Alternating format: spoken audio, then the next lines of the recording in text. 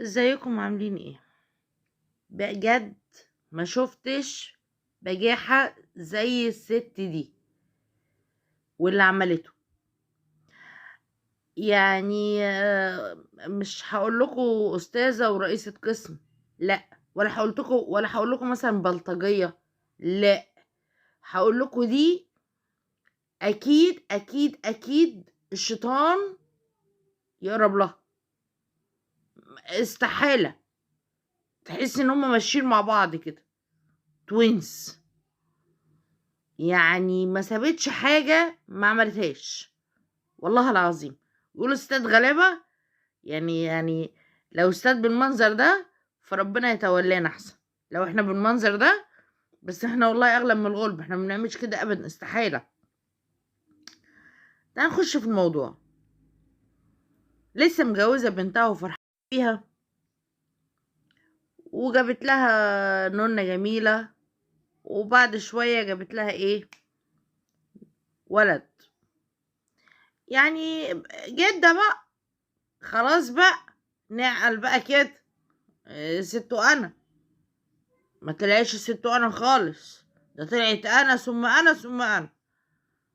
اه. الحلوة بقى عملت ايه؟ بنتها حصل سوء تفاهم بينها وبين جوزها، زي ما بيحصل في اي بيت، وعادي.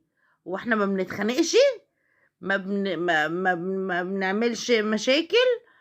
لازم الملح والفلفل في الاكل، لكن كده اللي مش هيبقى ليه طعم. طيب، عملت ايه بقى؟ اول ما بنتها قالت لها انا مزعلني ومش عايز يديني مصروف، والحكايه والفلوس اللي باخدها منه مش مكفيه، قالت لها بقولك ايه، سيبيه وتعالي، تعالي بيت امك. عارفين ان انتوا طبعا الحركات دي انا عارفاها قوي، لان انا ياما عشتها بصراحه. مهم يعني، راحت الغندوره بيت مامتها وقعدت 10 ايام. 10 ايام يا ظلمه، 10 ايام مش كتير برضو، لا. 10 ايام، وكانت شكياه، كانت شكياه في المحكمة. وخدت بعد كده حوالي 25 راجل، وهو كان مسافر عند أهله في محافظة تانية، وراحت رايحة كسرة الشقة بتاعت بنتها، وخدت كل حاجة، وبتقولك ده حاجة بنتي. يا ستي حاجة بنتك ماشي، بس معلش في الكلمة يعني، هي مش كل اللي خدتيه بنتك اللي جايباه. ما هو برضو الراجل ده برضو مش ابن شوارع. ما هو جايب مع البيت مع بنتك حاجات ومكلف برضو شقته والكلام دوت. ودي اسمها خيانة، دي اسمها خيانة، ان انت تروحي تكسري بيت بنتك او بيت بنتك وجوز بنتك عشان تاخذي العفش، عشان تروحي وتقولي انا خدت حاجة بنتي كلها و... وكسرنا له السيراميك اللي في الارض. طب ليه كسرتيه؟ ليه كنت خلعتي كنت خدتي خدتي الحوض، خدتي الحمام، خدتي الحوض بتاع المطبخ، كنت خدتي الحاجات دي بقى بالمرة. بجد ست مستفزة. وبعد كده خلاص تسكت بقى؟ لا ما تسكتش. ازاي تسكت؟ ازاي؟ راحت رفعت قضية ان هي عايزة تاخد العفش بتاع بنتها اللي هي قبليه كانت سرقاه وكانت واخداه.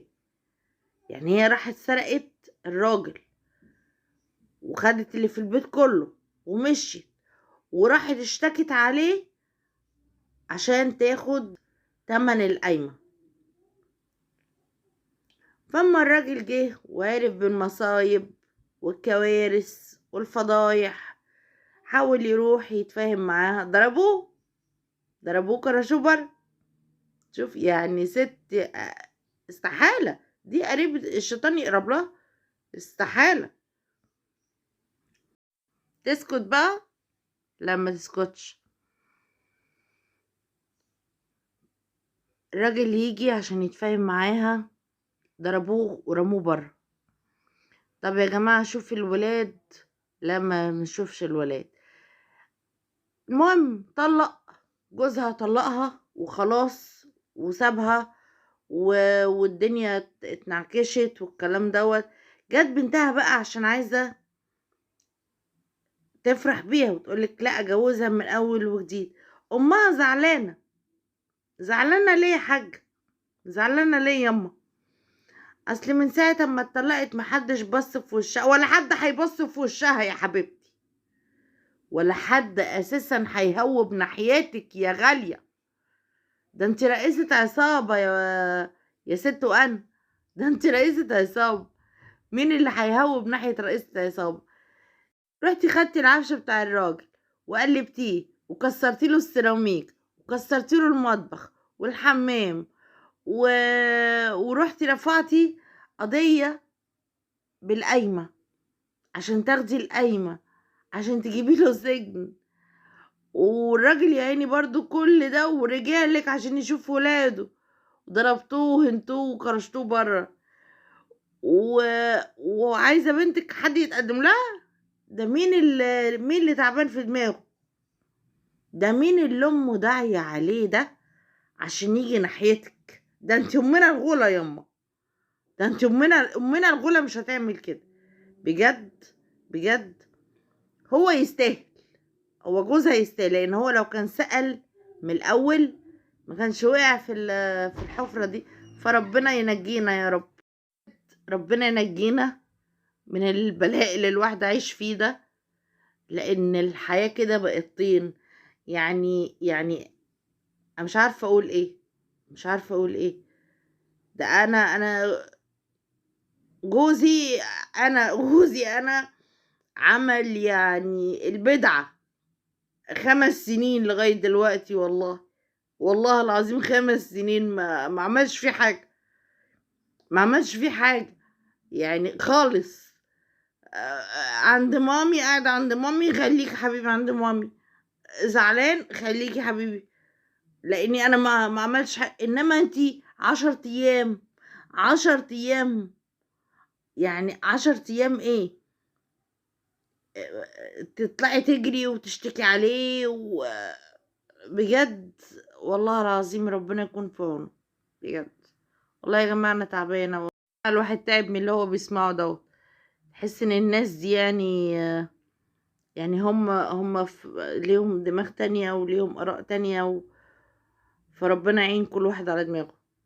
يلا، احلى مسا عليكم يا امامير يا حلوين يا روح قلبي. احلى مسا عليكم كلكم يا رب، من داخل مصر ومن خارج مصر. انا بمسي عليكم وبقول لكم انتوا حبايبي وانتوا متابعين اللي انا بحبها. بجد مش عارفه اقول لكم ايه، بس يا رب الفيديوهات بتاعتي تعجبكم.